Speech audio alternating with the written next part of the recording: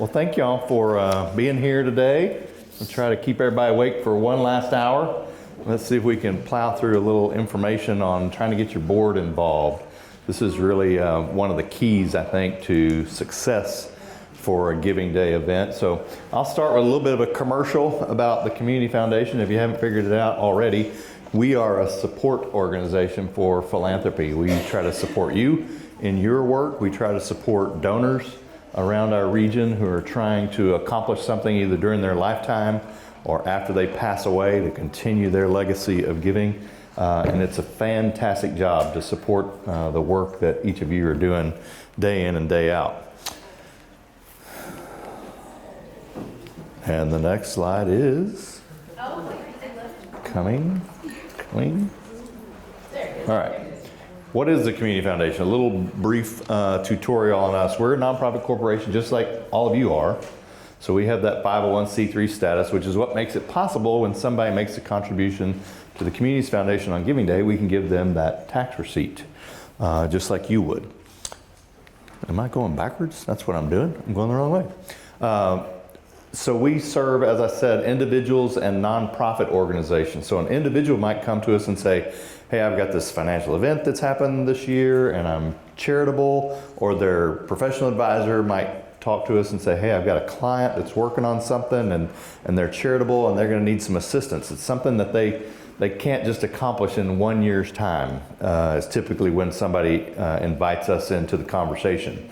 It's something either big enough that it's going to take multiple years to pull it off, or they're doing some estate planning and they're talking about something that's not even going to start until after they're gone. And then we also work with nonprofits. I'll go into that in a little more detail. So that's what we do the other 365 days a year, aside from Giving Day.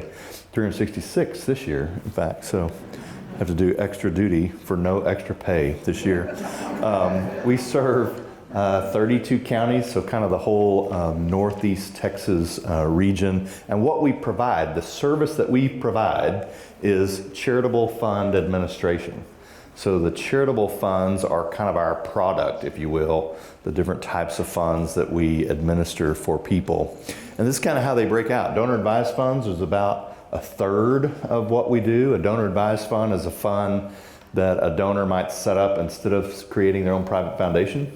It works the same way. It's a fund housed under our organization, and it does grant making to lots of other charities. So one of the great advantages of East Texas Giving Day, we don't just hand out the list of names and addresses and phone numbers and emails and social media addresses for our donor advisors, but on Giving Day, or for Giving Day, we will send them a list of all the organizations that are participating in Giving Day and try to make it easy. One of the descriptors of Giving Day is kind of the Amazonification of giving. So that's one of the ways we do it. We send them a list. So instead of going online and making one grant at a time for East Texas Giving Day, they see all of your names in one list, and they can just put a dollar amount right out next to you, and we'll handle those. And those will show up on Giving Day. Those get loaded first thing in the morning when Giving Day gets started.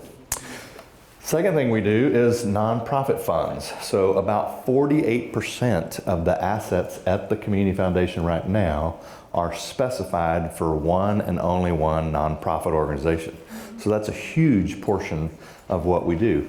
A lot of it has been set up by the organizations themselves who want to get an endowment going or want to set up a reserve fund or board designated fund, something like that. But a lot of those assets are set up by donors that are wanting to leave it at one organization to benefit their favorite charity. So they don't want to burden you with trying to manage the money over its lifetime or perpetuity.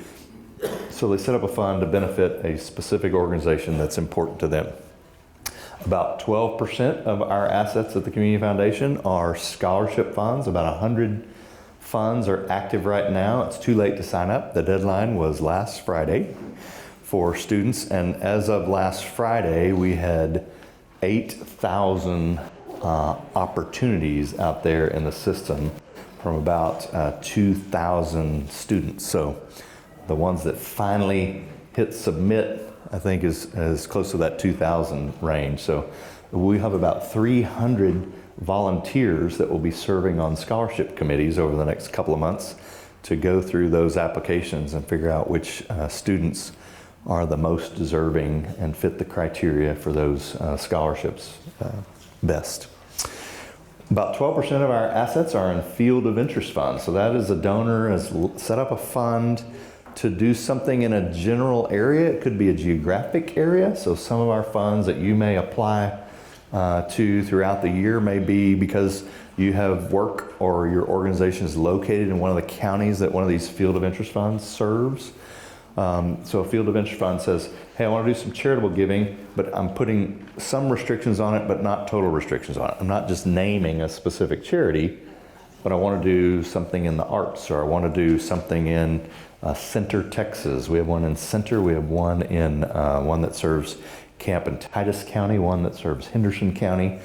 So those are our field of interest funds. And then a designated fund is usually multiple charities. There are specific charities named, so it's not a field of interest fund, but it's more than one, so we call that a designated fund. So again, those are named charities that somebody is planning for in their estate planning. And then a small portion of what we do is unrestricted funds.